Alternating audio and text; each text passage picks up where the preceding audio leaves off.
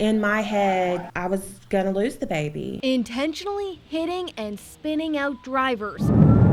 Arkansas State Police troopers use this deadly force, called a pit maneuver, to end high-speed chases. So common. Last year, we found they happened once every 3 days. Okay, well, this is what happens when people don't stop for us. We searched hundreds of police records and found over 4 years, troopers attempted or used pit maneuvers at least 306 times.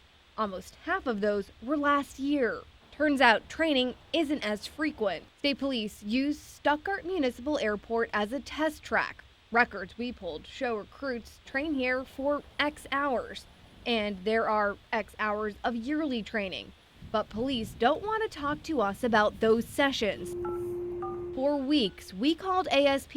I had some questions about pit maneuvers. Again and again. Can we observe training? But each time didn't get far. So the answer is no comment for today? Eventually, a spokesman emailed this explanation, saying, while there is a pending lawsuit relating to the use of pit, Arkansas State Police personnel cannot, at this time, accommodate your request for an interview. So we asked for all training material from the past 4 years and got back slideshows for recruits. Each year include this slide, calling pits a safer way to terminate pursuits. That is until this year, when the slide was removed. The presentation goes on to list 7 things to consider, including severity of crime. Of the at least 306 cases we uncovered, almost half started as minor traffic violations, ranging from speeding to improper lane change. That was the case here, when Senior Corporal Rodney Dunn tried to pull over this driver for speeding. Within 2 minutes, he used a pit maneuver, which caused the SUV to crash into a concrete median and flip. Are you the only one in the vehicle? Yes! Okay. Pregnant! We introduced you to Nicole Harper last month. She's the driver who's now suing state police. Why didn't you stop? Because I didn't feel like it was safe. Well, this is where you ended up. Her suit points to the dash camera video showing she tried to find a safe place to stop on a highway with a reduced shoulder and miles from the next exit. We call it a pit maneuver when people flee from us or don't stop from us.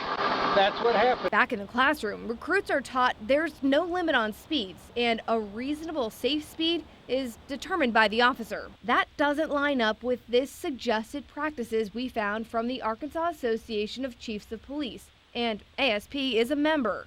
It recommends capping pit speeds at 45 miles per hour unless deadly force would be justified. Records we searched showed state police are going much faster, with most pits happening above 60 miles per hour and some topping 100. How fast were you when you pitted him, Kyle, roughly? About 120. Okay. Like, it is what it is. We can't dictate that. In this case, 22-year-old Brian Brooks was killed after the pit sent his car airborne into a tree. Brooks is one of at least 5 people killed during pits in the last 4 years.